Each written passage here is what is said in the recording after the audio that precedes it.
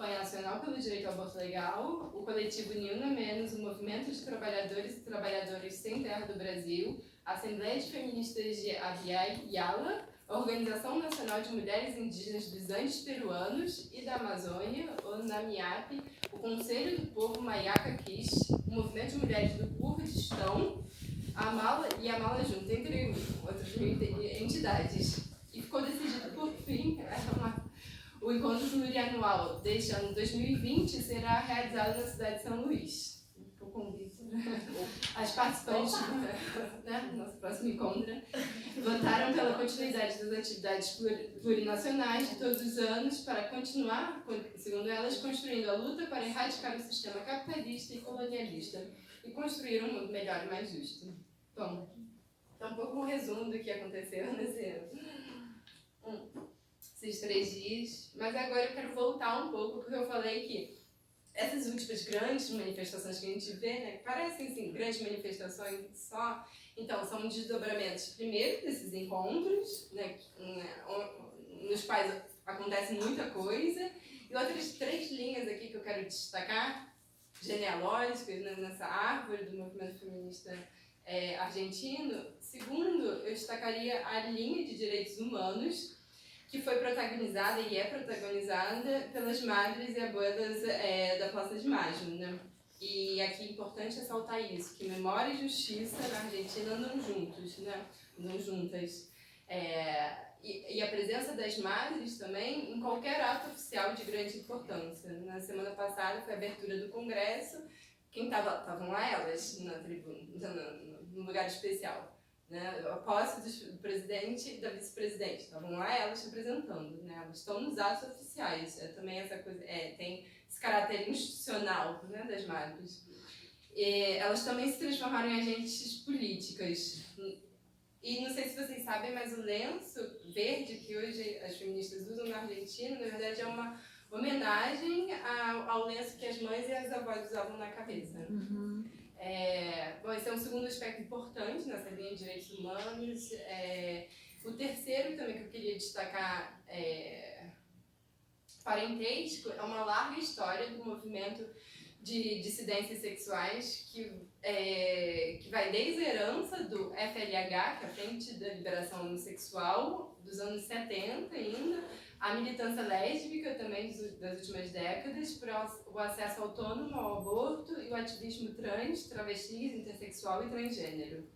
Bom, e a quarta linha que eu queria destacar também é dos movimentos sociais, né, e populares. Já, assim, e aí um percurso histórico ainda mais longo, e que ultimamente tem sido liderada, especialmente o movimento de desocupados e desocupadas, tem sido liderados pelas mulheres, um protagonismo, então, feminista da última década, e sem falar também da forte presença de núcleos feministas em todos os sindicatos do país. Tá? Então, podemos pensar que cada uma dessas linhas aqui que eu mencionei tem um trabalho histórico, né? E talvez cada uma também é possível pensar que ela radicaliza seu modo de movimento feminista. E é responsável não só por sua radicalização, como também por sua massividade pelo país inteiro. Não são mais de 100 cidades parando em cada uma dessas manifestações.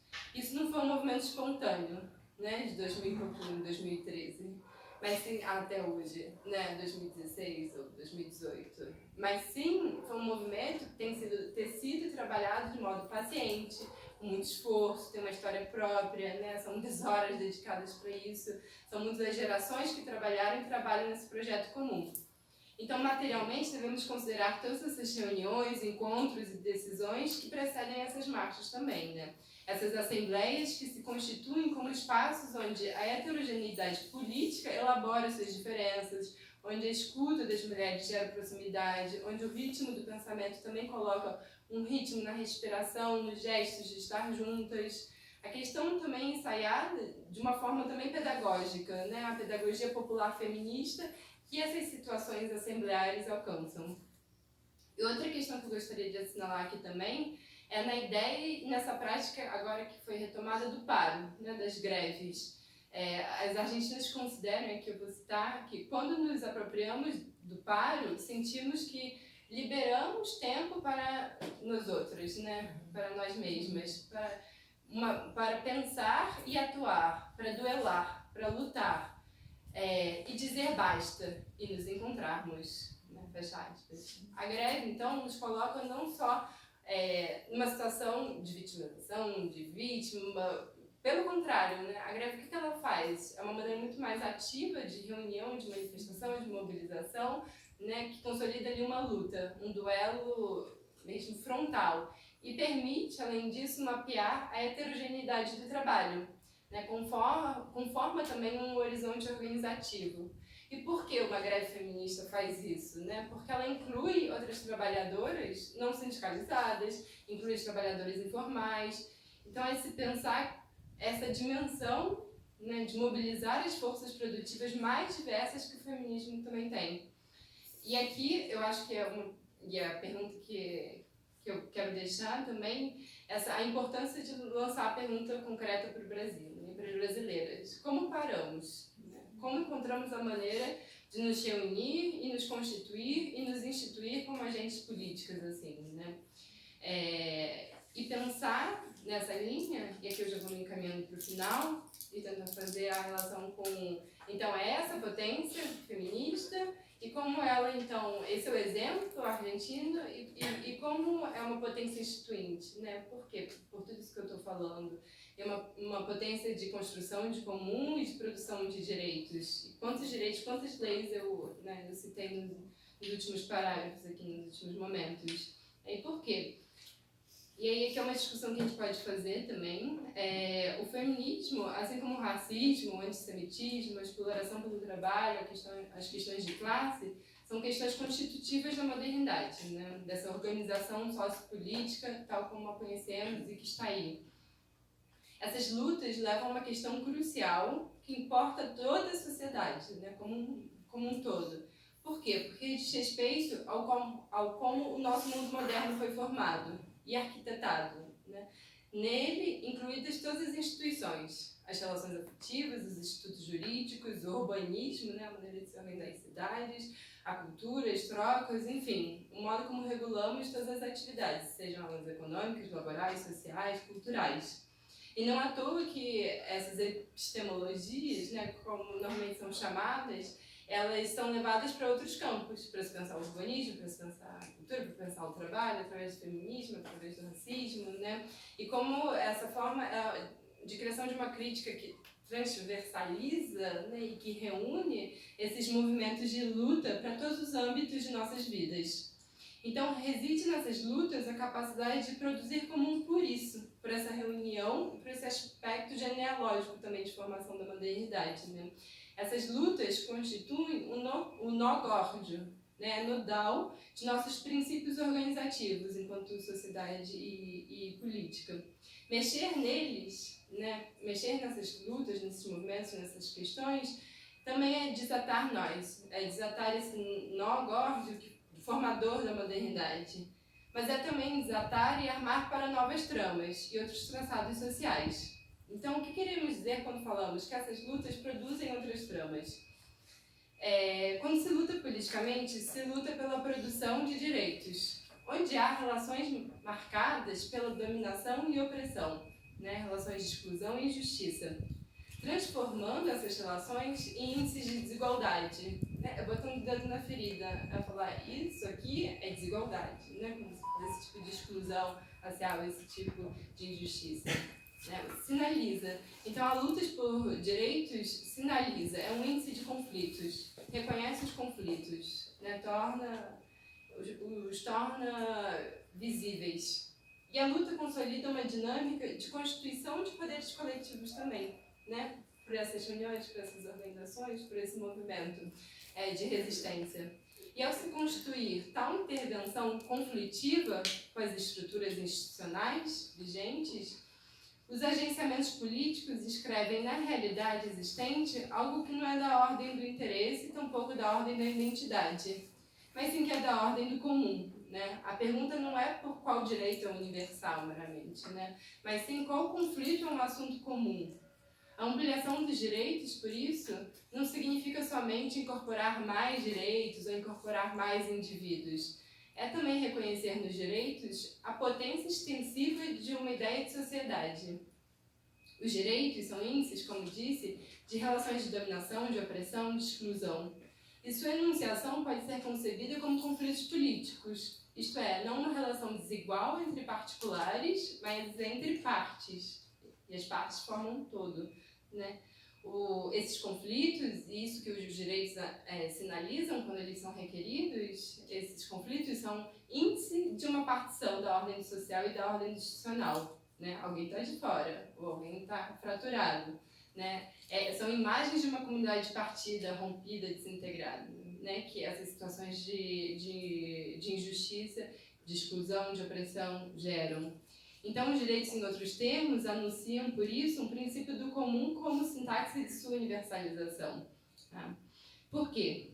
O que eu quero dizer é que a luta feminista, assim como a luta no movimento negro, sinalizam assuntos que não dizem respeito a apenas uma parcela, mas sim a um princípio organizativo social de exclusão. Tá? Não está se falando só de negros e negras, mulheres, enfim, está se falando de um princípio organizativo de exclusão que exclui essas pessoas e provoca injustiça por toda a história da modernidade, digamos, né? Então, isso que eu quero dizer que a expansão dos direitos, portanto, não significa apenas a concessão ou a restituição de direitos e garantias a apenas uma parcela, né, esses indivíduos, mas sim é capaz de expandir a potência de toda a sociedade.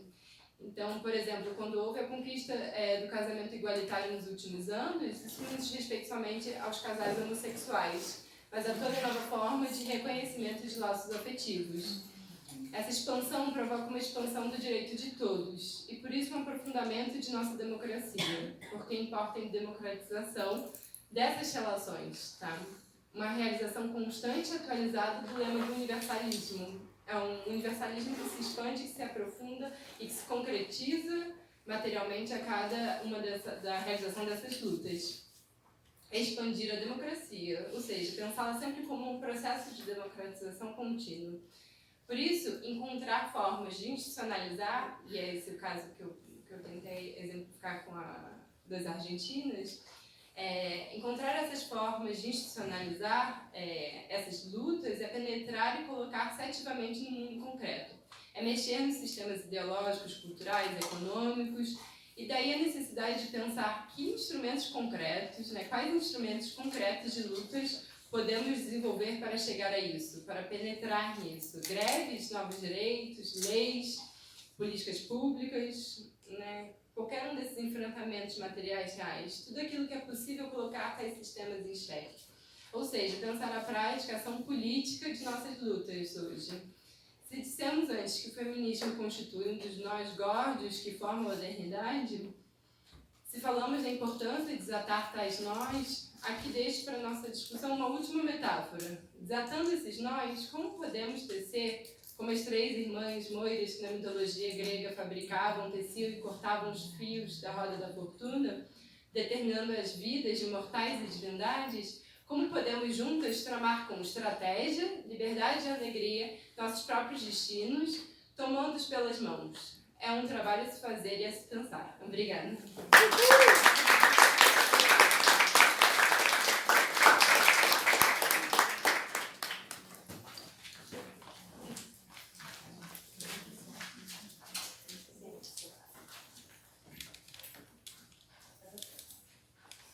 Ela já volta. Não bom que dá pra gente respirar, né?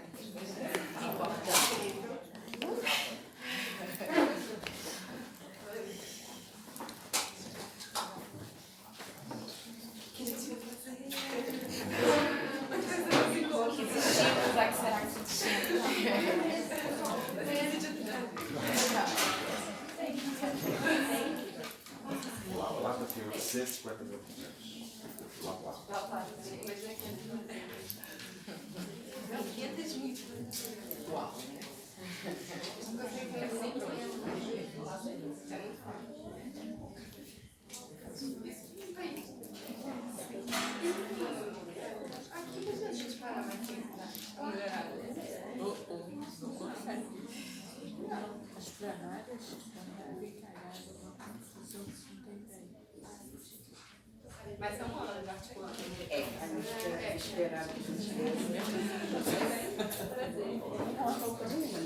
Acho que a Carol não tem. Carol, prazer, tudo bem? Flávia. É que o pessoal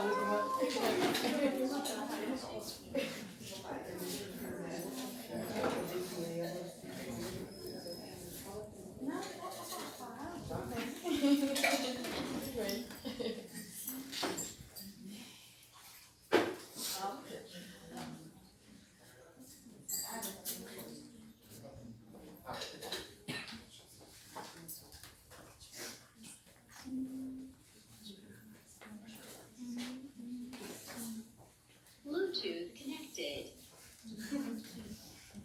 Mãe Flávia, você mesma agora. Não posso ser eu. Não pode? Não, porque a minha filha mais velha, eu fui levar minha filha mais nova na festa e me deu como condição que eu esperasse ela chegar comigo. Tá bom. Não, entendeu? Sem problema. Em nome de Iemanjá, você por favor, eu quero meus pedidos. com certeza. Foi uma mulher de Iemanjá que fez isso comigo. Eita. Elas são chantagistas emocionais. Uma alianção a livrar aqui, viu? Pois é. Então, Flavinha. boa tarde. Boa tarde.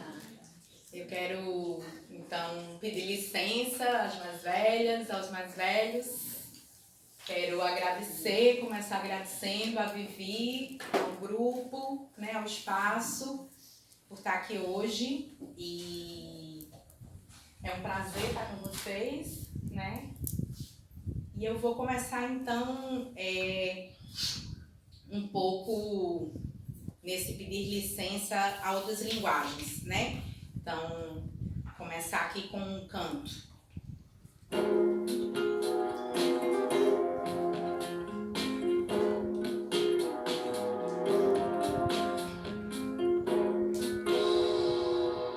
Nobre cabelo ao tempo que embola nas mãos do meu amor. Eu que não quero tormento, me encaro nos noticiários de horror. Bomba de efeito moral saiu no jornal que é preciso esconder tudo aquilo que sou pra agradar os senhores do engenho da dor. Não vamos voltar pra senzalas, não. Não vamos voltar pros porões. Não vamos voltar pros armários. Não vamos voltar pras prisões. Há de ver que a liberdade tá cravada no ser, na alma. Há de ver que a liberdade tá cravada no ser, na alma.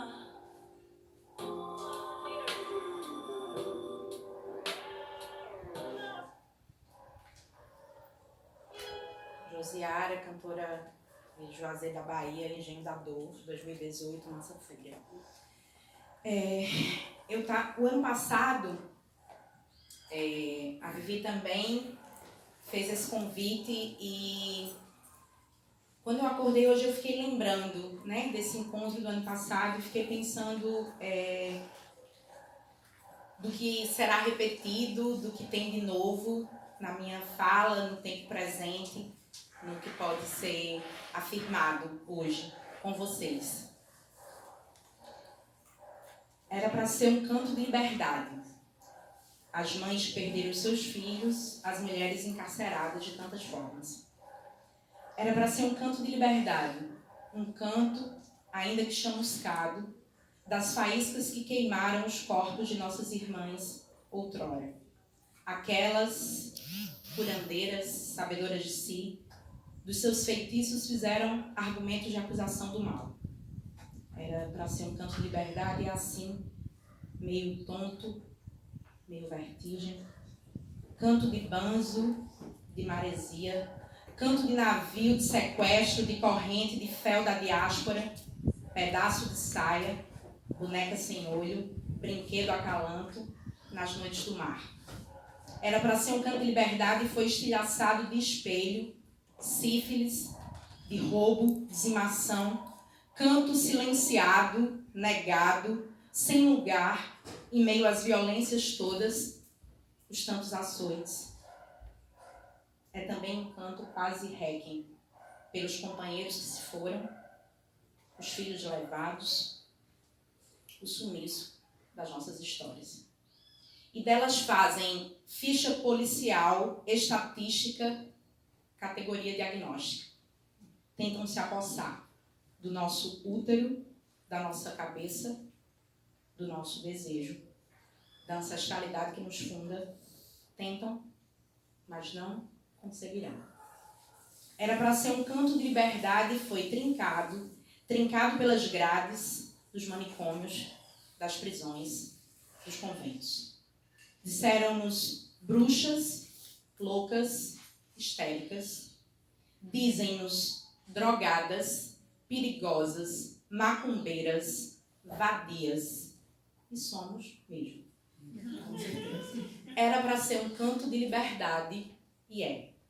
É um grito, um uivo, um oceano revolto no olho, um suspiro, um cansaço. Um suspiro, um cansaço.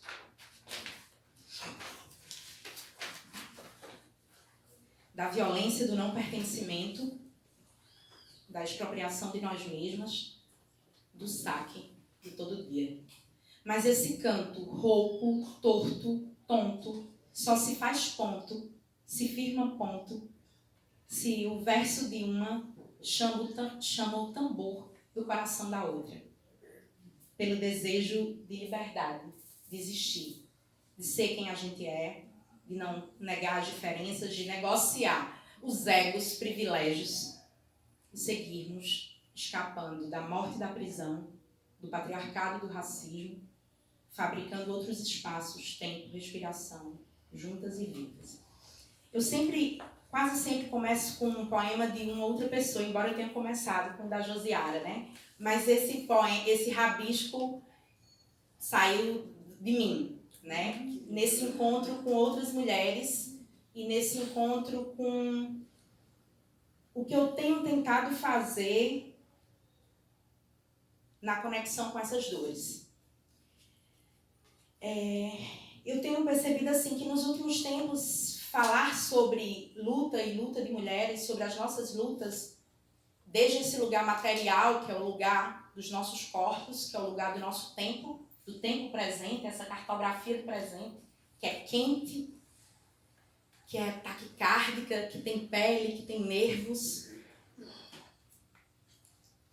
Está para muito além e não exclui essa conversa com os autores, com as autoras, com os conceitos, com aquilo que nos faz pensar, forçar o nosso pensamento.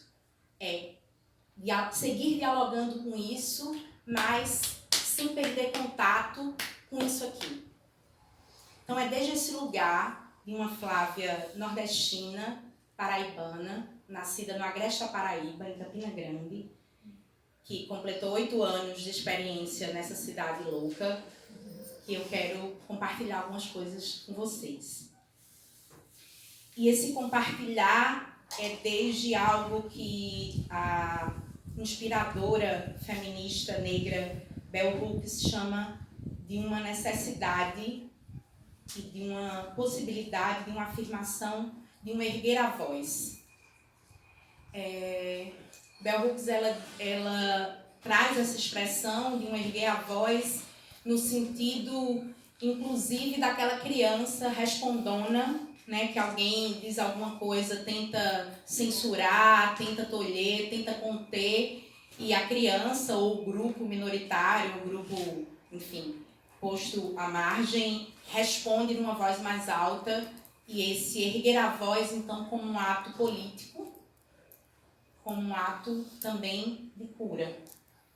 Então, é desde esse lugar de um erguer a voz, que eu quero me juntar nessa ciranda de mulheres. Também interessante porque o nome, e aí eu começo então trazendo a Bell Hooks, né? Que vocês possivelmente conhecem, se não conhecem, espero e desejo a felicidade de conhecer, né? Glória, né?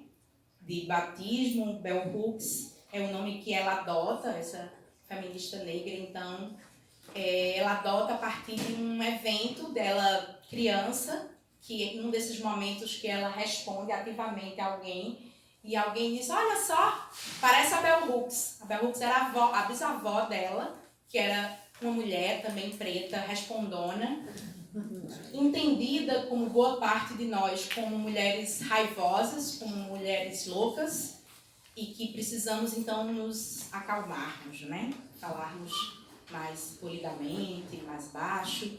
E desde então, quando ela passou a escrever e passou a se colocar como pensadora, como escritora, ela escolheu esse nome para homenagear então a mais velha, e que ela usa inclusive com um minúsculo, né? Apontando para alguma coisa que tem carne, mas que está para além de uma marca também de um eu individual, né?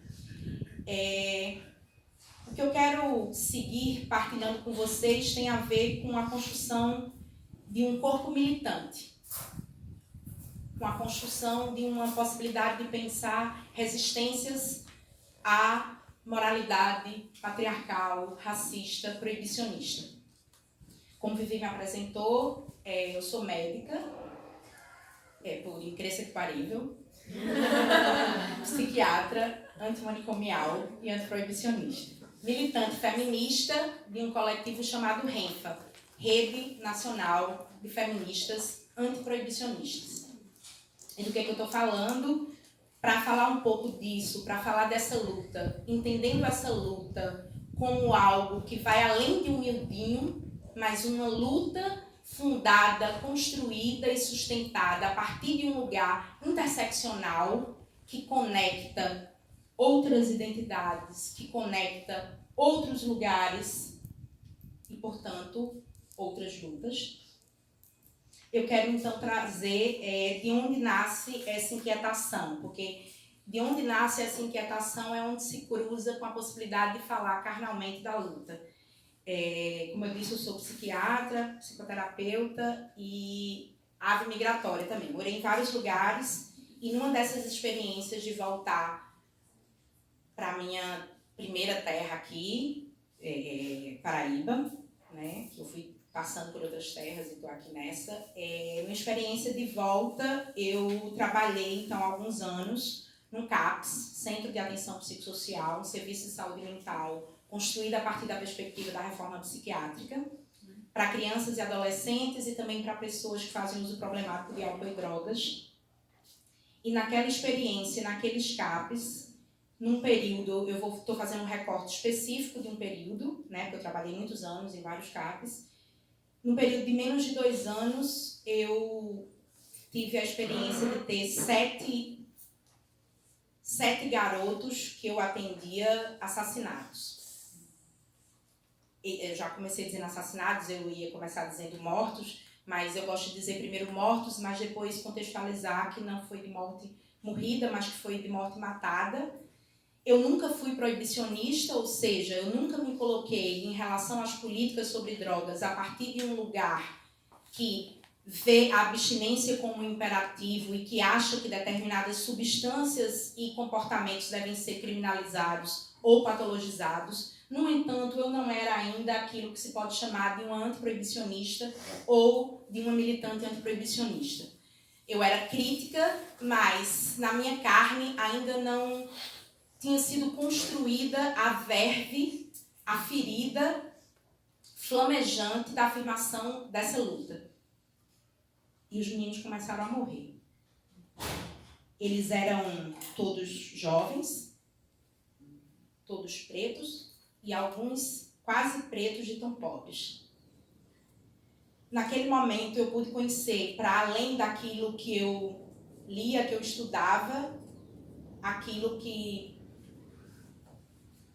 foi denominado como guerra às drogas. Guerra que evidentemente não é a nenhuma substância, porque não existe guerra a substâncias, mas guerra que é evidentemente a modos de existência, a povos, a práticas. Guerra às drogas como um projeto eminentemente racista, classista, moralista. Todos aqueles meninos mortos apareciam no jornal encharcado de sangue do meio-dia daquela cidade, João Pessoa, assim como em boa parte das cidades que tem o seu jornal encharcado de sangue. E aquelas vidas, então, conversando com Foucault, conversando com Agamben, conversando com Bembe, vidas essas entendidas como matáveis. Ou aquilo que se chamava então no direito romano de vida indigna de ser vivida. Como uma encarnação do homo sacer, essa vida indigna de ser vivida, contemporâneos.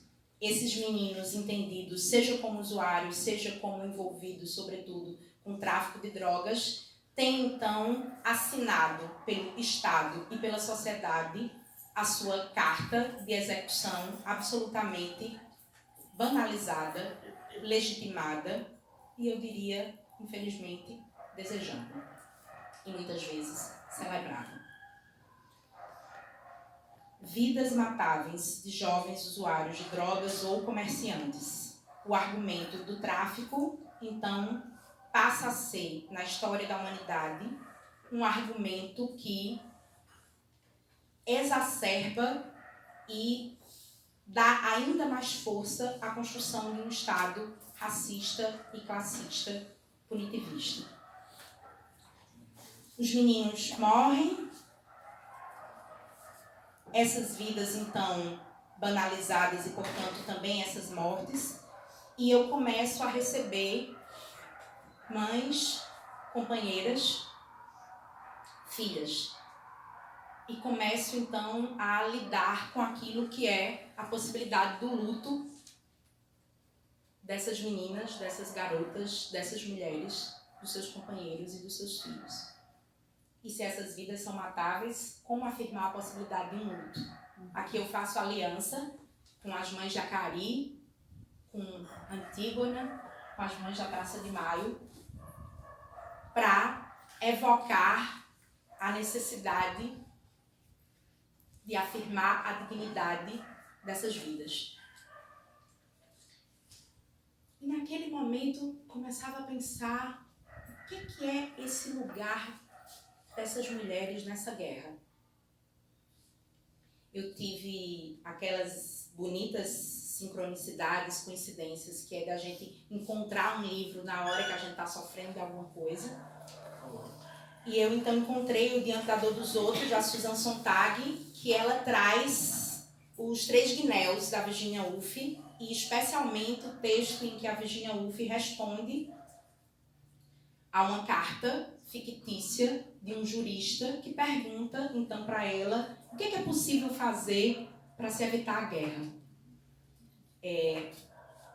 Rapidamente, só para contextualizar vocês como eu fui fazendo aliança com essas leituras e ajudando a construir a possibilidade de refletir e construir uma militância.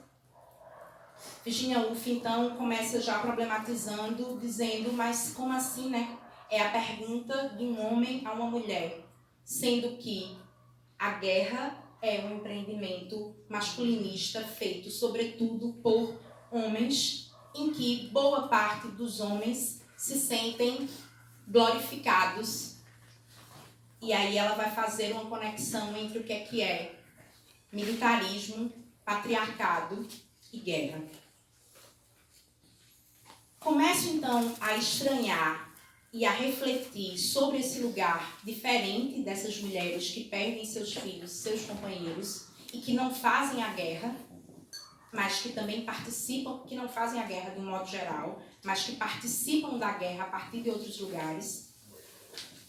E no meio desse caminho começo a encontrar também os outros efeitos da guerra às drogas sobre os corpos das mulheres. Essas mulheres é importante que se diga, embora eu suponho que vocês saibam, mas é importante que a gente repita, porque durante muito tempo a gente não disse e naturalizou como se isso não fosse real. Essas mulheres, em sua maioria, são mulheres pobres, mulheres não brancas, mulheres pretas. As mesmas que nas últimas 2 décadas têm aumentado, têm lotado, têm ocupado boa parte do sistema prisional. Isso é muito importante que seja falado e é muito importante que cause desconforto a gente. E um grande desconforto, para além do que é a naturalização do genocídio da população preta, legitimado pelo argumento da guerra às drogas, é também a curva do encarceramento, não apenas dos homens, mas nesse momento eu quero me ater um pouco à curva do encarceramento dos corpos de mulheres. Sim, são os homens que geralmente são presos, sabemos disso. Presos, estou falando do sistema carcerário. Fomos presas e ainda somos no ambiente doméstico, né? Nos hospícios, nos conventos, no processo de escravização, né? Então, cárceres múltiplos sempre atravessou a história dos nossos corpos de mulheres. No entanto, o sistema prisional foi, durante muito tempo, sobretudo, ocupado por corpos masculinos. Até porque esse espaço público, sobretudo, esse espaço público para as mulheres, de um modo geral, era muito menos garantido, com muitas aspas ainda. Ou melhor, era negado para a gente, né? Aqui eu começo a lembrar de uma reflexão que a Angela Davis, então, feminista, negra, norte-americana, que tenta pensar e que afirma essas lutas como lutas irmãs, né, pensando na necessidade de uma solidarização das lutas. Estou dizendo essas lutas agora, da necessidade da gente pensar como luta antimanicomial, abolicionismo penal, antiproibicionismo, luta feminista, luta antirracista, só tem sentido, ou melhor, tem um sentido mais potente e de possibilidade de intervenção no mundo se a gente consegue sacar, afirmar e potencializar essas conexões. Ela diz isso num momento de estranhamento, quando ela diz: boa parte daqueles que lutam por um mundo sem prisões, ditos abolicionistas penais, não discutem o encarceramento em massa de mulheres, porque estatisticamente os homens continuam predominando no sistema carcerário. Então, por que falar de encarceramento de mulheres? Vou trazer rapidinho, para ir para a segunda e última parte da minha fala, um dado brasileiro, porque é importante a gente trazer esse dado brasileiro, que é, bom, o Brasil não é o país que mais encarcera, o país que mais encarcera é os Estados Unidos. Ironicamente, esse país, o Estado penal punitivista, que inventou essa narrativa da guerra às drogas, embora o Brasil tenha sido pioneiro no argumento racista dela, depois eu vou falar um pouco disso, se der tempo, mas dará tempo. No entanto, de 2000 para 2016, a gente tem um aumento de 656% do encarceramento de mulheres. Bom, isso não é qualquer coisa. A gente está falando de que, nas últimas décadas, nós passamos a ocupar os espaços públicos, a afirmar alguns direitos e alguns lugares que antes não era possível para os nossos corpos de mulheres, sobretudo de algumas mulheres que eram ainda mais excluídas ou incluídas perversamente. E aí a gente, então, ganha o direito a ser presas, né? Para se aproximar mais aí dos direitos dos homens. Nesse direito de ser presas, 62% dessas mulheres são mulheres negras, que também são pobres e que são enquadradas como traficantes. Eu estou construindo um pensamento que é um pensamento de uma afirmação, de uma falácia, de uma mentira, ou melhor, de uma verdade inventada, perversa, que é o proibicionismo, a política proibicionista sobre drogas, que tem, então, construído o argumento do genocídio, da banalização do genocídio e do encarceramento do nosso povo. E aí, nessa linha histórica do encarceramento dos nossos corpos de mulheres, no título da minha fala eu trago bacantes, bruxas, macumbeiras e drogadas. O feminismo antiproibicionista como resistência à moralidade patriarcal racista. Dizia Foucault que, então, onde há poder, há resistência, no meio da miséria, no meio da tentativa de eliminação de corpos, de saberes, de raças, é preciso, mais do que nunca, que a gente possa afirmar possibilidades de respirar, de abrir brecha, de produzir possibilidades de cura, de manejo, de vida. E para isso não vai ser suficiente que a gente use apenas os corpos de saberes brancos, ocidentais, hegemônicos, colonizados, colonizadores. É importante que a gente possa pedir licença para outros saberes, para outras práticas, para outros ritmos, para outras temporalidades. Desses saberes subalternizados, assassinados. Porque junto a esses corpos que são assassinados e que são encarcerados, há necessariamente a construção da produção de um outro, desde o colonizador racista. Esse outro é um outro desumanizado, esse outro é um outro violável, encarcerável, matável. Sobretudo essa outra, ou a outra da outra, esses corpos de mulheres negras, esses corpos de homens negros, mas falando da outra, esses corpos de mulheres negras, atravessadas por essa dupla opressão de gênero e de raça. A gente está falando, então, e eu estou fazendo uma conexão, de pensar a guerra às drogas como um caso, mas que não é um caso dissociado de um projeto maior, capitalista. É preciso que se diga várias vezes. Racista, de criminalização da pobreza, moralista, capitalista. E que também é um projeto de desencantamento do mundo. Rufino e Simas, companheiros de pensamento aqui do Rio, eles dizem que o contrário da vida não é a morte, mas é o desencanto.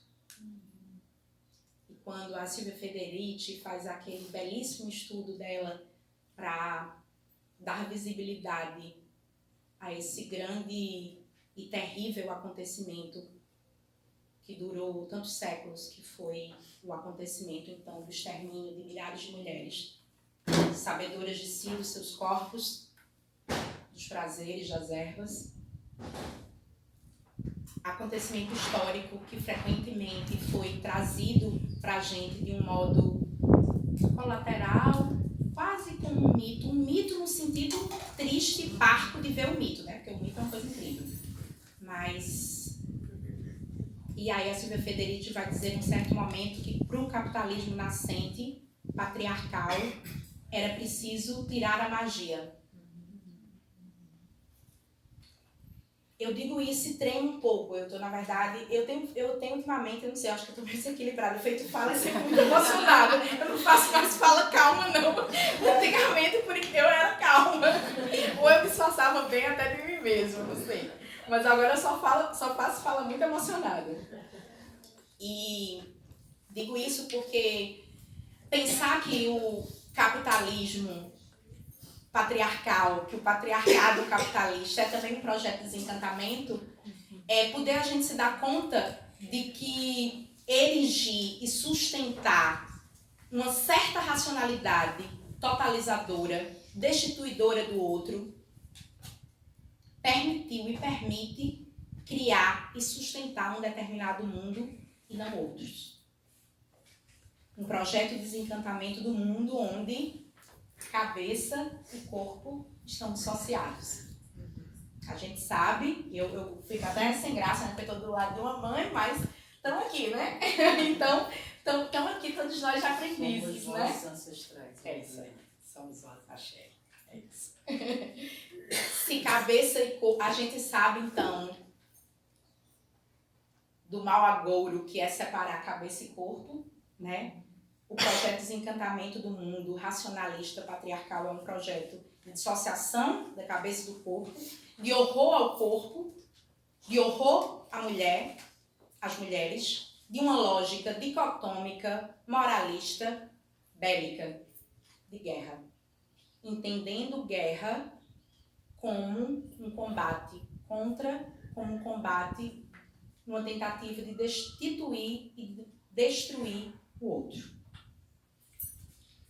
E como é que a gente resiste a isso? Eu vou falar um pouquinho agora nesses minutos finais, que eu nem tô olhando o tempo, desculpa, viu, gente? Minha irresponsabilidade, mas dá pra falar dessa última parte, né? Tento arriscar um pouco e agora, em outubro, eu passei por essa experiência louca que foi terminar um negócio chamado doutorado. Tava conversando com o Felipe, menino, eu terminei esse negócio, parece que ainda tá sentando.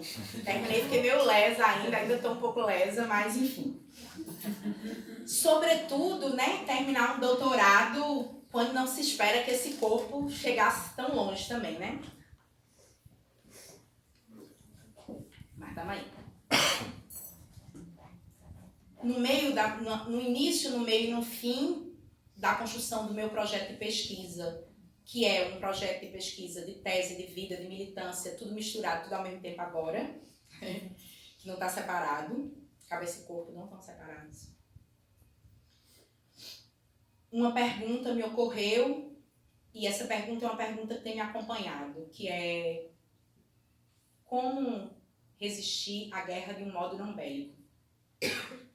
Essa pergunta nasce desde um corpo militante que começa a perceber, a ressoar e a sentir aquilo que é a possibilidade, muitas vezes, atualizada, vivida, vivenciada, do endurecimento dos nossos corpos, da militarização dos nossos corpos militantes e da repetição de uma certa lógica de guerra, de destituição do outro e da outra, principalmente da outra, né?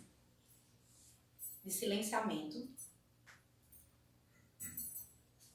ou de sectarismo, de antagonismo.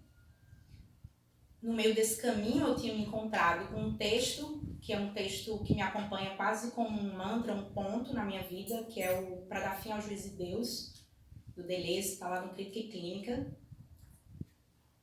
onde Deleuze conversa com Kafka, com Arthur, com Lawrence, com Spinoza,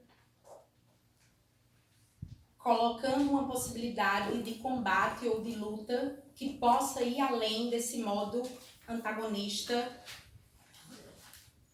binário, de destituição, de destruição. A isso ele chama, então, de um combate contra, que seria isso que eu estou chamando de uma lógica bélica, e ele propõe, junto com esses autores, uma possibilidade de um combate que não seja contra, mas que seja entre. É interessante falar que há a possibilidade de um combate, ou que é a afirmação de um combate, porque não é a negação da luta. Porque um dos riscos de problematizar as nossas lutas é a pacificação das nossas lutas. Eu diria que, junto às armadilhas do endurecimento, da militarização, da lógica binária, dicotômica, destruidora, também há outras armadilhas. A armadilha de uma síntese conciliatória, a armadilha do silenciamento da raiva.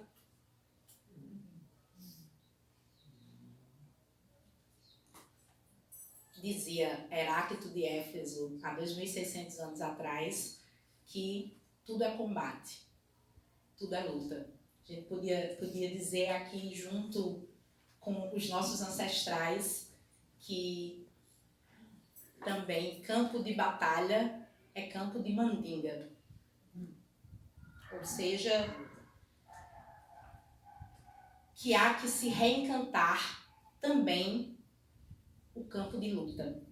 Com isso eu estou querendo dizer a possibilidade de tentar escapar ou gingar, atravessando essas armadilhas.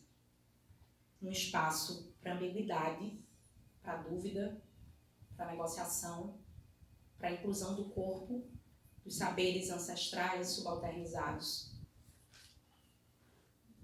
para o prazer, para a gargalhada, para o bem viver.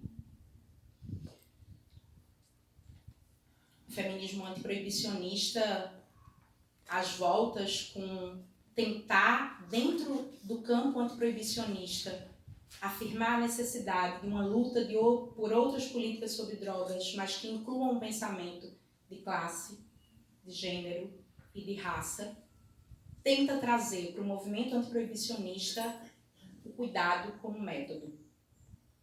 Uma outra possibilidade, um outro ethos, uma outra ética de luta. No entanto, é nesse mundo mesmo que a gente vive, né? E nesse mundo mesmo que a gente vive, a gente precisa seguir atentas e fortes e a gente não consegue conjurar essas armadilhas de uma vez. Somos mulheres diversas, negras, não brancas, indígenas, sudestinas, nordestinas, cis, trans, as mais diversas. E nessa diversidade temos esbarrado na não simplicidade de se afirmar, por exemplo, uma sororidade totalizadora ou natural, ou naturalizadora. E de como poder enxergar aquilo que é as nossas diferenças e as nossas desigualdades, sem negá-las, sem necessariamente nos separarmos, tem a ver com perdermos uma certa ingenuidade. Vilma Piedade, feminista negra, carioca, filósofa maravilhosa, fala que sororidade não é suficiente. A experiência dos corpos de mulheres negras são atravessadas historicamente pela dor da diáspora, pela dor do processo de escravização. Esses corpos de mulheres negras, alvo muito maior dos cárceres múltiplos, do feminicídio e de todas essas formas de violação, não podem naturalizadamente ser colocados numa luta lateral entre irmãs, como se não houvesse desigualdade, como se não houvesse diferença. Eu vou terminar minha fala trazendo duas cenas que têm a ver com a luta na luta. Setembro de 2017, primeiro encontro nacional de feministas antiproibicionistas. Recife Antigo. Suba as escadas. Há um cartaz no caminho que diz: ambiente livre de opressões. Eu digo, ufa. Mulheres brancas, pretas, muitas mulheres pretas. Mulheres cis, trans, lésbicas, bi, hétero, em situação de rua, ex-encarceradas, pesquisadoras, trabalhadoras de saúde e assistência social, educadoras, redutoras de danos, putas, artistas de todas as regiões do país, mas, sobretudo, nordestinas. O feminismo antiproibicionista brasileiro é um feminismo muito nordestino.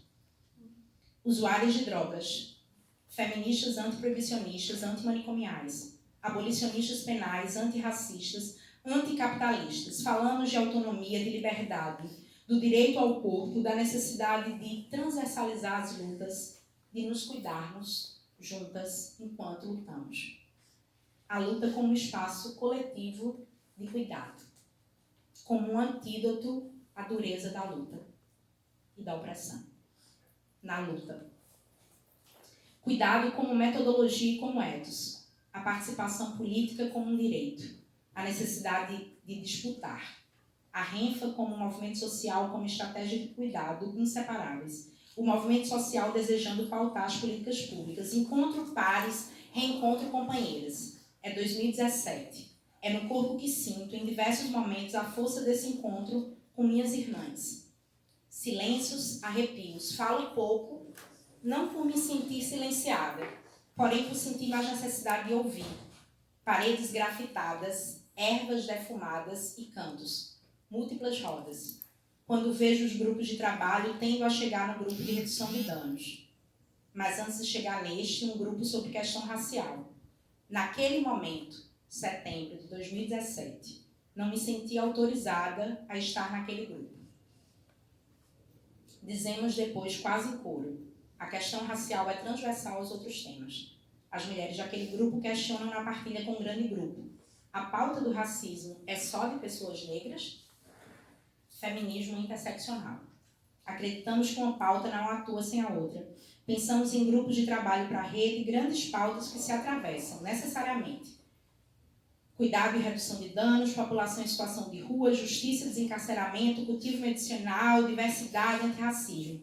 As bases são unânimes. A rede é feminista, antipatriarcal, é antirracista, anticapitalista. E a gente precisa enegrecer a pauta. Uma companheira se levanta e diz que é muito diferente ser mulher preta. E tudo que ela passa.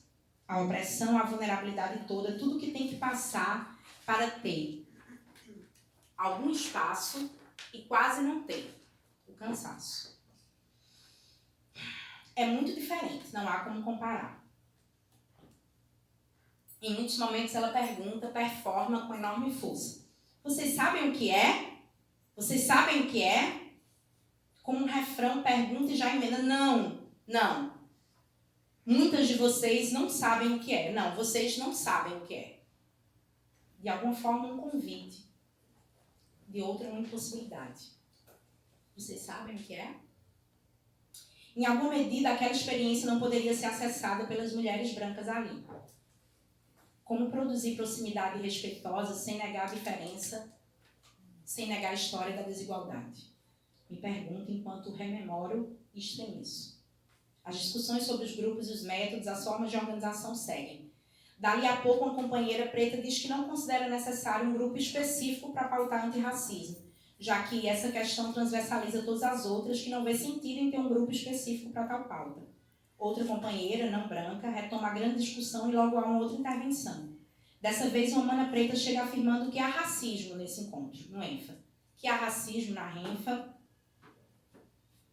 que somos racistas.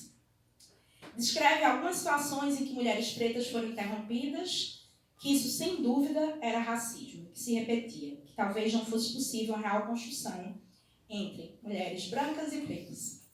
Nessa hora, os ânimos se exaltam, a atmosfera tensa e belicosa. Muitos comentários simultâneos. A gente fica com dificuldade de se ouvir. Parece que já não conseguimos nos ouvir direito. Começamos a nos dividir. Algumas mulheres vão embora, outras choram e pedem calma.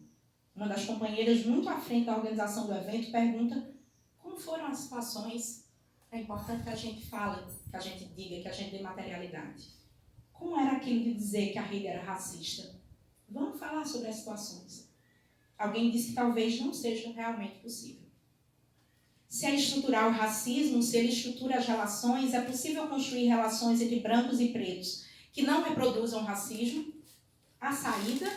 Não há saída? Se todos os brancos são racistas, como podem estar na luta antirracista? Perguntam. Minha mente e coração é um misto de memória e produção, eco e acordes novos. As anotações do diário de campo parecem feitas de carne, minha carne, a nossa carne. Taquicardia, olhos marejados, escrevo e é como se estivesse lá de novo. A violência da miscigenação, do não pertencimento, o não saber, a dor.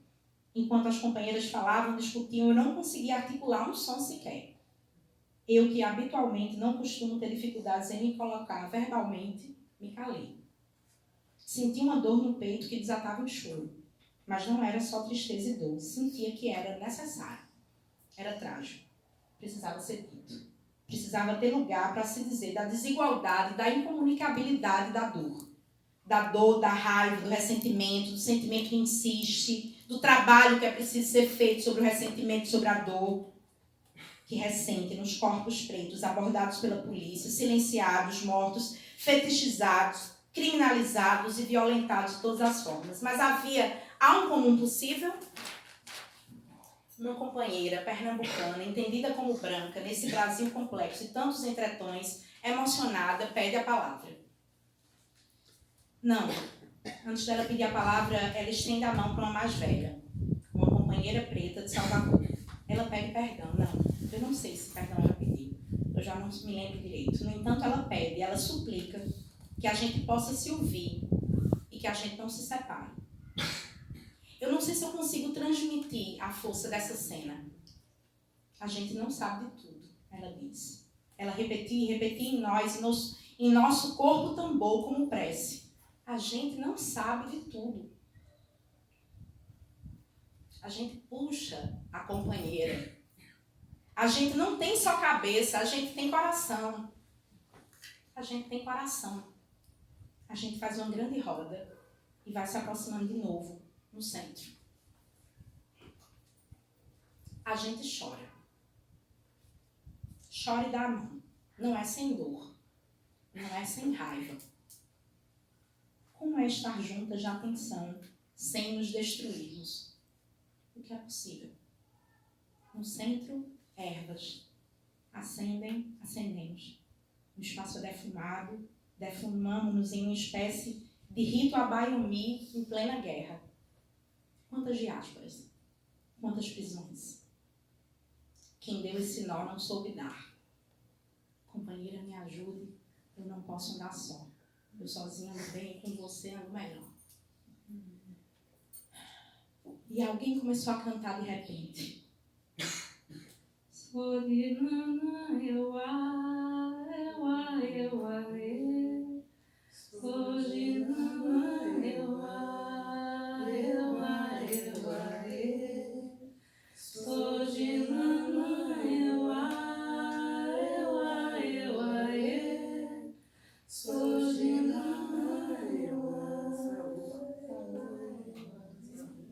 Nanã é a senhora dos primórdios, mãe de todos, Iabá velha, esposa de Oxalá. No mito Yorubá, Nanã segue o barro, seu elemento, para que Obatalá faça os seres humanos. Antes ele tinha tentado criar o humano com o ar, com pau, pedra, água, fogo, até mesmo azeite e vinho de palma. Nada servia, nada dava certo. Até que Nanã Burucu socorre dando-lhe uma poção de lama. Combina com ele que após um determinado tempo, porém, esse elemento deve retornar aos seus domínios. Nanã é copartícipe na criação. É senhora da vida e também de Iku, a morte. É mãe de Obaluaê, o orixá da doença e da cura, responsável por devolver, após a morte, a matéria original a Nanã. Nanã é senhora da lama e das águas paradas, compreendida também como um orixá ligado à fertilidade e à agricultura. De repente, chamamos a força da mãe velha, da mãe sábia, para cuidar e apaziguar as nossas feridas. Não lembro por quanto tempo cantamos para Nanã. Não eram todas mulheres de axé, gostaria de dizer. Saluba nossa mãe, saluba ancestral. Éramos mulheres.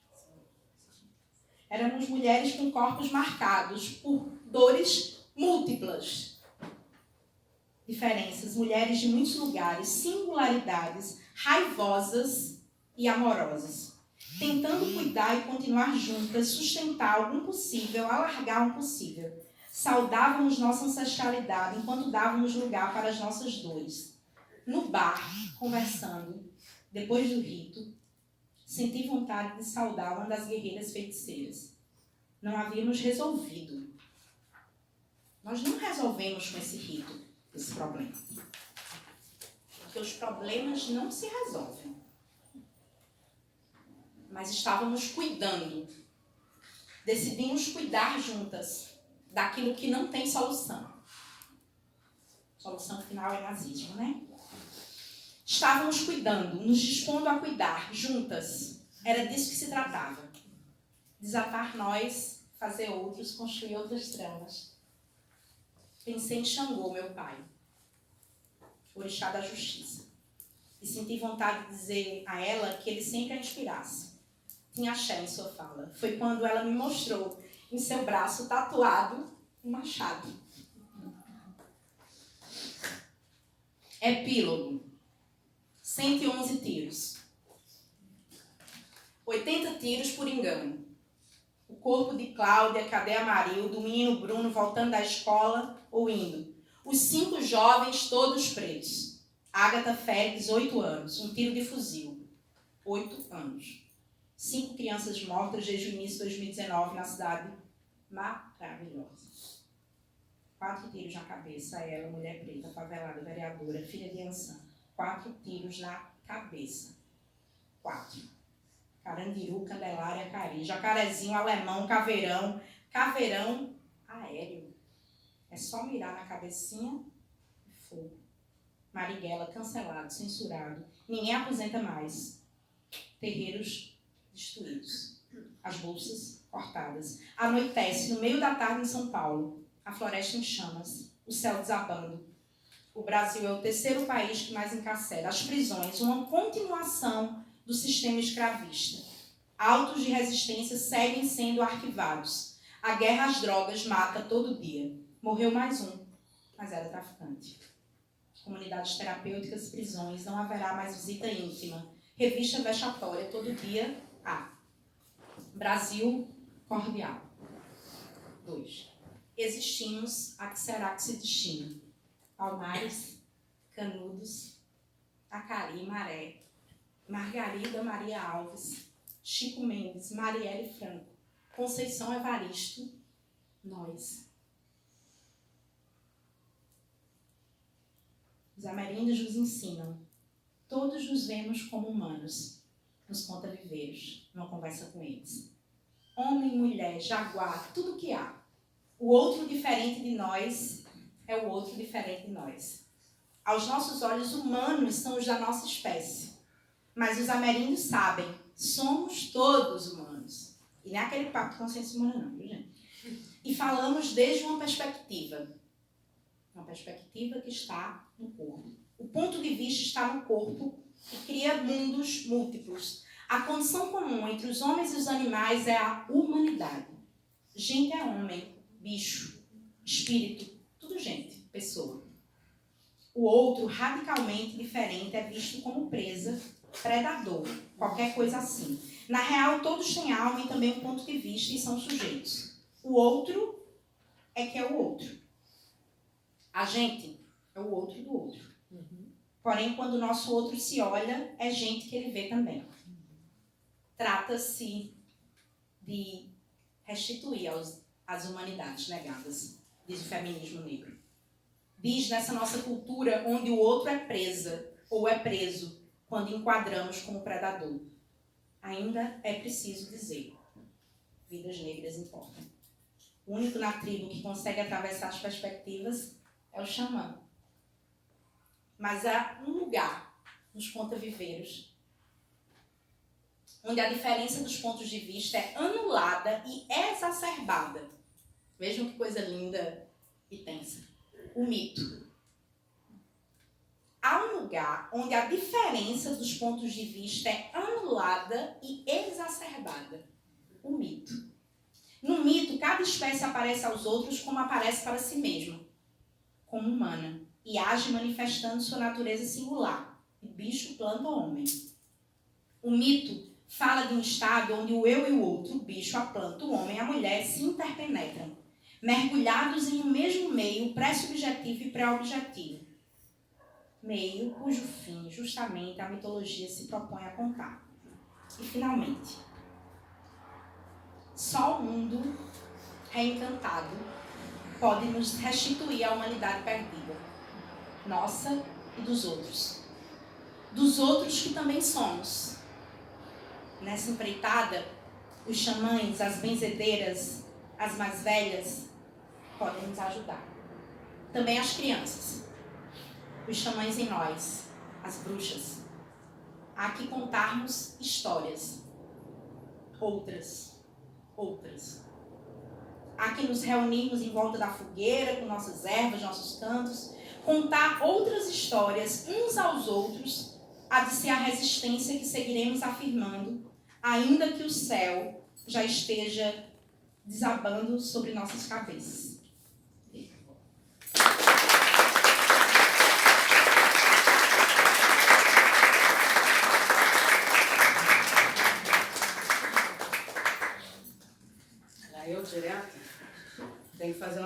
engraçado, então, para as pessoas poderem descontrair e tal, para poder ir ao banheiro, fazer xixi, essas coisas, beber café, licença poética, porque eu sei que pedagogicamente é difícil a gente inteirar assim, né, tanto tempo. Então, fiquem à vontade para isso, enquanto isso eu vou falar umas besteirinhas aqui. Dizer da inveja. Dois tipos de inveja a partir dessas duas escutas, né? Primeiro, quando a colega traz que na Argentina ser de esquerda significa ser militante, eu falei, para que país eu viajo para me esconder de vergonha? Aqui no Brasil. Eu senti um constrangimento ali, eu queria entrar para dentro do sofá. E como que a gente não entende isso, né? De que ser de esquerda há de ser militante, porque a esquerda nasce através do protesto, e como é que a gente está deixando a gente ser silenciado aqui, e aí já dialogando um pouco com a sua fala. E dizer também de outra vergonha, que aí eu quase fui para Nárnia, Wakanda. Né? Como é que elas se encontram anualmente e mobilizam 500... inveja, tá? Estou falando de inveja. Recalcar. 500 mil mulheres. 500 mil! Veja bem! 500 mil! Então, como assim, né, que elas têm mobilizado recursos físicos do corpo, porque para a gente largar tudo que a gente faz, que nos sustenta, que traz o pão nosso de cada dia, é difícil. Você tem que largar trabalho, estudo, faculdade, então não nos é permitido no sistema capitalista, vai Ailton Krenak, sair. O tempo não é controlado por nós, e há os filósofos, Maria Helena Schauif versa sobre isso de forma muito profunda, né? O tempo deveria voltar a ser nosso. E não é, nós nos perdemos desse controle do tempo para esse sistema capitalista. Então, como essas mulheres pararam a vida, 500 mil mulheres, é um processo revolucionário. E como a gente aqui está distante disso, e como elas mobilizaram recursos financeiros, aportes financeiros para poder estarem presentes. Então, nos provoca aquela inveja, eu esqueci o nome da autora do Mulheres que Correm com Lobos. Clarice Spindola. Ela diz, faça da raiva e da inveja um instrumento positivo de luta e transformação. Né? Então, é a gente pegar isso daí e fazer instrumento de luta e transformação. E dialogar um pouquinho, né, com o que você trouxe, né, de como ser militante e não se perder do corpo. Esquecer que você habita um corpo e nós, algumas de nós estudam quantas pessoas na militância adoecem. Eu, na condição de uma babá, de uma sacerdotisa, de um oráculo, de uma mãe ancestral, inúmeras vezes chegam até nós os militantes, né, exauridos, esgotados energeticamente, porque fizeram do corpo um campo de guerra e esqueceram que cabeça e corpo é uma coisa só. Então, outro desafio, né? Provocar uma reflexão, mergulhar. Eu queria muito, antes de falar, provocar isso, que eu acho que ambas as questões aqui, a nossa inveja saudável dos nossos amigos argentinos, né? Admitir que não é só no futebol que eles às vezes nos ultrapassam, que tem mais outras coisas, e também dizer, eu queria falar um pouco eu vou falar sobre isso, mas queria destacar essa coisa das mulheres que não fazem a guerra, mas são vitimadas pela guerra. Minha fala, ao falar de matriarcado africano, eu estou falando disso o tempo inteiro.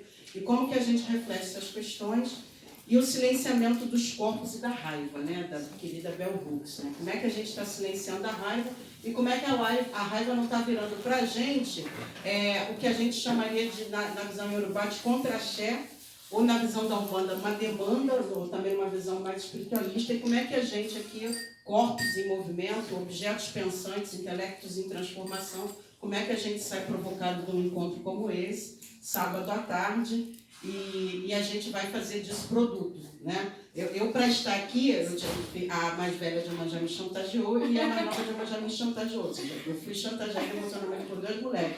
Então, veja bem, é uma negociação, né? O tempo inteiro com o nosso tempo, né? O tempo inteiro negociando esse tempo. Então, já começando entrando na minha fala, pedindo às nossas mães ancestrais que nos abençoe, como você chamou Nanã, eu vou chamar Nanã também, que a senhora é dona da terra, que a senhora é dona da sabedoria ancestral, a senhora, a última das Ebé, das Ayamins, a primeira das Ayabás, possa nos trazer aqui a sabedoria. E o meu terreiro é de Nanã, eu sou guardiã de um templo de Nanã, uma mãe de Nanã muito sábia, que eu admiro, do Pará, conterrânea não, mas vizinha sua. Ela me diz o seguinte: nós somos gerentes dos terreiros. As mães são as donas e a gente é gerente. Então, como gerente de uma casa de Nanã, que eu invoco aqui, peço licença a ela para nos abençoar e trazer um ensinamento que lá na minha casa é transmitido o tempo inteiro. Como você faz do tempo um produto? Que semente esse tempo aqui, que a gente está dispondo de um sábado à tarde, de negociações? Eu falei das minhas negociações. Vocês todas aqui, todos fizeram algum tipo de negociação do seu tempo para estar aqui. Então, qual é o produto desse tempo? Qual é a semente do conhecimento ativada, a potência despertada, a invocação do ventre da terra em forma de Nanã, ou através de Nanã, a gente vai transformar em produto, em semente, para plantar, e o que isso vai gerar para as gerações futuras. Então, a gente está falando de tempo através de um conhecimento sagrado milenar, quer dizer, eu tenho proibição astral, por Nanã, por vovó Joana da Angola, de estar em qualquer lugar e usar minha voz e meu corpo, e a minha energia, que não produza efeitos positivos. Então, a gente tem que ver sempre os efeitos concretos, e eu convoco vocês a esse pensamento. Bom, todo mundo feito seu xixi, bebido a sua água, menos eu. Quem que vai apresentar? É chato isso, né, de se apresentar. Eu sou mãe Flávia, eu sou uma mulher preta, favelada. Mesmo quando a gente está com o cabelo de boneca que compra ali, a loirada, a gente é preta. Sou mãe de santo no linguajar popular, mas uma babá de Umbanda. Sou uma mulher também iniciada no culto das Ebés, das mães feiticeiras, sou uma Iaúna no Candomblé.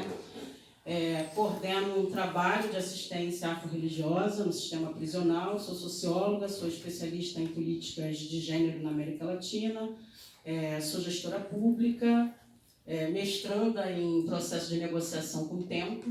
Estou tentando encontrar esse gerente do tempo para ver como é que a gente paga ele para poder estudar. E o que a gente faz com 3 filhos, casamento, machista dentro de casa, enfim, não sei quantos Espírito Santo, 2 presídios, essas coisas todas, né? E ainda quer malhar e ficar gostosa. Porque a gente é insano. A gente não é eurocristã. Entendeu? O bagulho nosso não é esse. O bagulho nosso é outra parada, eu vou falar sobre isso aqui. Enfim. Então, vamos lá, o matriarcado africano.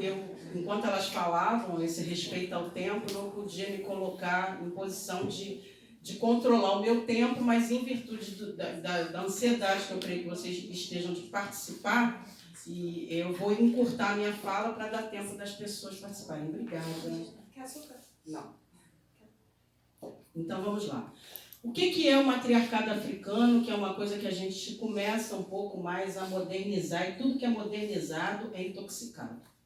Então, a gente tem que ter um cuidado muito grande com essa coisa de modernização.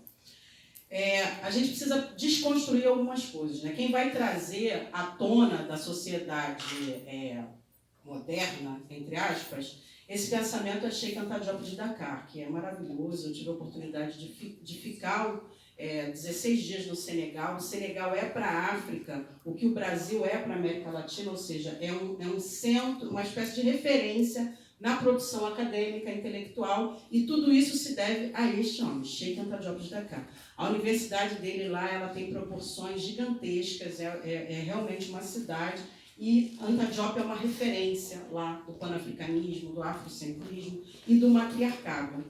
E Anta Diop vai dizer, olha, a sociedade pré-colonial africana, ela não é patriarcal. Isso aí é uma coisa dos europeus, que invadiram nossas terras. Nós somos matriarcais. E aí ele vai desenvolver toda uma teoria para sustentar isso. É importante que a gente entenda que quando a gente está falando da África, nós temos que lembrar que estamos falando de um dos maiores continentes. Então, a África não é um país. Isso é também uma forma geoespacial de empobrecimento de uma potência que é a origem da vida. Há que se conteste todos aqueles arqueólogos que dizem que os 5 esqueletos mais antigos saíram daquele continente. Então, coleguinha, desculpa. Nós chegamos primeiro. Nós pretinhos aqui. Né? Coloriu a sua cor? Desbotou? Não precisa ser mais? Não sei. Eu sei que você vai ter que falar com os arqueólogos, porque não é problema meu, não está no campo da sociologia, não está no campo da feitiçaria, não está. Então, como é que a gente esquece disso? Né, para começar a contar uma história. Então, é isso que Anta Diop está falando. Né? Depois, se der tempo, eu queria falar bem rapidinho de Anta Diop para entender por que ele chegou nesse conceito. E aí ele diz o seguinte, olha, se aqui nós existimos há muito tempo e a partir da invasão bélica, é importante registrar isso, né? Bélica, a gente muda a forma cultural de sobrevivência e a organização das relações, é natural que a gente só vai se emancipar, e emancipar Anta Diop bebe no conceito africano de felicidade. A visão africana, a visão iorubá, eu estou falando iorubá empobrece, mas pegue todas, as bandas, inclusive aquelas que a gente não dialoga. É importante também que a gente entenda que nem todas as sociedades africanas eram matriarcais, ok? Mas a grande maioria era, inclusive a egípcia. E aí ele diz o seguinte, na emancipação da felicidade, eu só vou reconquistar se eu sou um homem que venho de uma matriz ancestral africana. E se eu venho de uma organização de sociedade matriarcal, como é que eu vou ser feliz dentro de uma visão patriarcal? Não cabe. Então é aí que nasce o movimento panafricanista, de você reconectar a história da África e do mundo a partir de um outro olhar que não é o euro... eu falo tanto eurocristão que eu até esqueço o termo. Eurocentrismo, isso, exatamente. Então não é essa visão eurocêntrica, né, que eu aprendi com o Antônio, um quilombola muito importante aqui desse movimento no Brasil. Ele diz, é eurocristã, e eu peguei licença para eu usar esse termo. Então, essa visão eurocristã, quando ela chega desconstruindo uma organização de sociedade, de tradição e de modos de comportamento. Então, nessa visão matriarcal, a mulher não era, guardando as devidas proporções dos estudiosos dessa área, não é que ela fosse a dona do poder, mas ela não estava desempoderada. E isso também não está dizendo que o homem era o poder. Algumas das funções desempenhadas por essas mulheres, a principal delas, a bruxa. Com muito prazer, obrigada. Me elogio. A feiticeira. A conhecedora das ervas que resolvia o seu problema de saúde do seu corpo. Por quê? Porque não tinha farmácia, não sei se você sabe. Não fazia entrega de novalgiana. Então, alguém tinha que saber o que era erva, o que era raiz, o que curava. E aí, como você vai ser alguém que você vai sobreviver num lugar que não tinha farmácia, não tinha mercado para comprar pão, não tinha que saber que é colete. Alguém sintonizado com o universo, com a natureza, tinha que te dizer, colha, não colha. Os nômades, né, foram todos nômades por muito tempo. Como é que você vai invadir outro território se a bruxa não te disser, se o oráculo não te disser, pode ir ou não pode ir? E a exemplo de algumas sociedades indígenas, matriarcais também aqui no Brasil, os homens que eram destinados à guerra, e também as mulheres destinadas à guerra, um exemplo da importância dessa mulher, por que ela era tida como sagrada e forte, por exemplo, se fosse a guerra, teria que saber se deveria ir ou não. Aí, fazer oferenda, não fazer, vou fazer o que tem que fazer. E aí essa mulher dizia que sim ou não. E os homens que eram do grupo de guerreiros, e as mulheres também, e também igualmente para os caçadores, eles tinham que ir aonde a mãe dele pariu e o sangue dela desceu no pé daquela árvore e plantou a placenta, o umbigo e bater a cabeça ali para então ir para a guerra. Naturalmente, a relação desse homem com essa mulher não vai ser da mulher violentada. E ele vai ter uma outra relação com essa mulher, porque ele depende de botar a cabeça aonde o umbigo dele, onde a guerreira derramou o sangue para ele virar o mundo. E aí o Exu, um dos Exus que eu trabalho, o Seu Zé dos Malandros, ele diz o seguinte, não há um macho tão macho que tenha vindo ao mundo sem depender de uma mulher. O corpo foi a morada de todos os homens, gostemos deles ou não. Né? E mulheres que reproduziram homens como eu, a gente se vê numa crise existencial muito forte de como é que eu crio um menino não machista, não patriarcal. E eu vou te falar, é uma tarefa dificílima. Porque homem a gente pode, inclusive, trocar, né? À vontade. Mas filho, não. Filhos, não. Então, você vai entregar que filho para essa sociedade?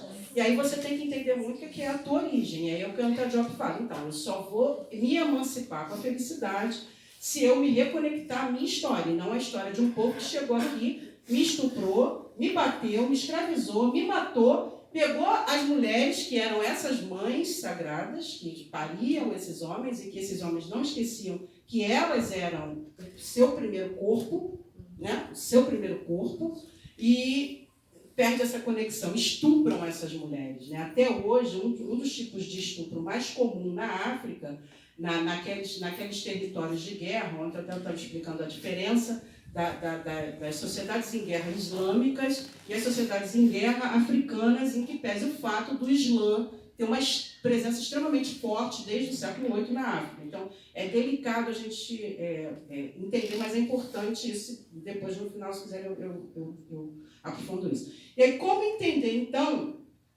que esse corpo não vai ser mais visto com respeito? Então, uma das formas de estupro mais comum nesses territórios em guerra é estuprar a mãe na frente do filho. Entendeu? É estuprar, para além de estuprar a companheira na frente do companheiro, é estuprar a mãe na frente do filho. Existem alguns lugares, inclusive, em que se força o filho a estuprar a mãe. Como quase nunca eles conseguem, porque aí nesse momento a ereção vai depender de um fator psicológico, com certeza, né?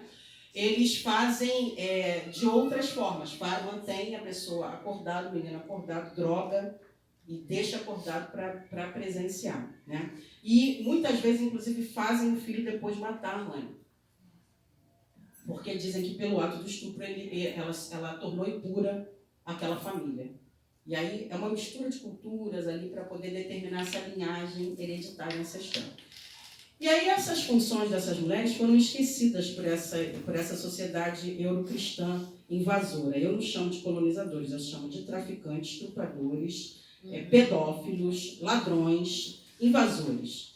E aí, essa disputa que não havia entre o homem e a mulher, porque eles respeitavam o tempo de existência dessa conexão dessa mulher com a natureza. A gente não jogava o sangue menstrual fora, então nós éramos muito mais fortes. A gente observava a natureza. Também havia mulheres coletoras e caçadoras. A relação com a fauna e com a flora era uma outra relação. Então, são essas mulheres que iam observar. E elas eram artesãs. E artesã aqui num ponto muito positivo que a gente esquece. Artesã, inclusive, dizem algumas sociedades, no fabrico de armas. Em que pese o fato de que tinham que se caçar animais de grande porte a pequeno porte, né? Como o elefante, que sempre foi muito sagrado em várias culturas, e que era um animal que dava para se comer durante muito tempo. Então, como é que tinha essa habilidade? Então, tem histórias de comunidades que tinham mulheres que encantavam esses animais. E aí, gente, a gente não vai atravessar aqui a questão atual de carne, não come, não come. Eu mesma sou do clubinho vamos deixar a carne para lá, mas não estou falando disso. Estou falando de sociedades tribais, tá? Então, isso tudo essas mulheres traziam, né, como conhecimento. E aí, uma outra coisa, o prazer sexual. A mitologia africana é totalmente diferente da mitologia histérica, grega e nórdica e aquela coisa toda, né? Por quê? As mulheres, o tempo inteiro, tem a troca. Ah, você não gostei, não? Oxum. O que é, Xangô? Você está militar? É o que é? Tem aquele bofe ali ferreiro, tal de Ogum. O quê? Com licença. Vou tomar meu banho no rio. Eu vou seduzir. Entendeu? Eu vou ser feliz para sempre. Até que um caçador, Oxóssi, possa me encantar mais que você. É isso. O prazer não estava sendo castrado. Então, o sexo para a gente não era um tabu, não era algo proibitivo. Ah, mãe Flávia, mas e várias sociedades africanas que têm a castração do clitóris? Como é o nome mesmo técnico para isso? Circuncisão feminina. Circuncisão feminina. Aquilo não é costume africano. Aquilo é costume do Islã. Islã como cultura / religião / tradição. E foi trazido para a África no século XVIII através da invasão do Império Árabe, ok? Quem conhece a África aqui, o continente, naturalmente. Eu tive a oportunidade, o privilégio de conhecer apenas 3 países. Mas nos 3 a presença islâmica é fortíssima. Então, assim, o domínio dessa cultura lá é muito vigente. Então, a gente acha que eles são islâmicos, na sua origem, mas não são. E aí, o que acontece? Esse costume ficou em muitas sociedades. Então, eu estou te falando de um outro período tribal. Querendo correr, na verdade, eu pulei uma etapa da minha fala, que acho que ajuda a gente a entender na linha do tempo melhor. Esse aqui é o meu livro, depois eu vou falar sobre ele. A gente tem a linha do tempo aqui, porque para entender o matriarcado, dialogar com a modernidade, essa linha do tempo eu vou deixar vocês passarem. Lembra a gente o seguinte: a dominação eurocristã, ela não disse para a gente que os povos africanos têm pelo menos 140 mil anos de idade. É o tempo do esqueletinho, dos 5 parentes nossos, pretinho, lá da África. Aqui são os indígenas. Os povos indígenas nas Américas datam de 11 mil anos. Tá? O mais antigo. Temos aqui a Luzia, que não foi queimada, porque é macumbeira. Entendeu, amigo? Vai ter que aprender comigo. Então, lamentamos naturalmente toda a perda do museu, da nossa memória. A Luzia é fechamento. Luzia sabe o que é fogo. Luzia falava com fogo, desenrolava e falou: como é que vai brocar o pensamento meu? Vai brocar, tem aqui os judeus com 5.778 anos, os hindus, aí há divergências. Depois eu explico como essa linha do tempo foi feita, tá? E aí tem gente que diz que os hindus têm entre 5 mil e 10 mil anos de temporalidade. Eu fico com os que fazem 10 mil, mas quem assina essa informação no meu livro disse 5 mil, então eu tive que botar 5 mil. Aquela referência que a gente tem que usar, né? Os ciganos também dizem que tem entre 3 mil e 5 mil. Eu fecho com os que dizem que tem 5, né? Com origem na Armênia, mas quem assina o texto disse 3, então a gente se cala, que a gente nem é cigano para falar da história dos outros. A gente não vai fazer igual os brancos europeus fizeram com a gente, contou a nossa história. Então a gente não vai repetir o erro do coleguinha. E aqui, os Hare Krishna, o budismo, com 2.800, 2.500 anos. Aí vem um pessoal. Chegou agora, já vai para a janelinha. Um pessoal. E nos invadem. E dizem o seguinte: não, eu sou muito desbocada, eu faço esforços gigantes para não falar palavrão, mas assim... Não, porque eu sou muito desbocada, mas assim, tem hora, gente, que o palavrão resume o texto.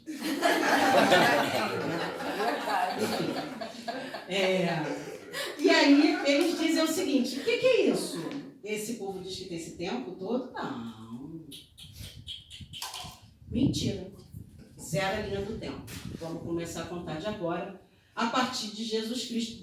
Pode fechar para não descansar, se as pessoas quiserem dar uma olhada, porque a impressão não ficou boa, então se quiser dar uma olhada. Ele diz assim: a partir de Jesus Cristo, pega Jesus, que na minha opinião é o cara, para mim Jesus é um comunista, revolucionário, transgressor e revoltado, mas pacífico. Vieram outros deles depois. Vieram Gandhi, vieram Mandela, vieram Martin Luther King, e Jesus não plantou religião nenhuma.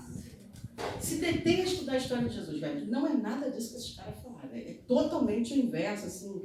É uma outra coisa. E andava com as mulheres. Rasputin, inclusive. Oxe, faz muito preocupado. E aí o que acontece? Eles disseram pra gente que o tempo era outro. Que zero tempo. O que acontece quando zero tempo? Eu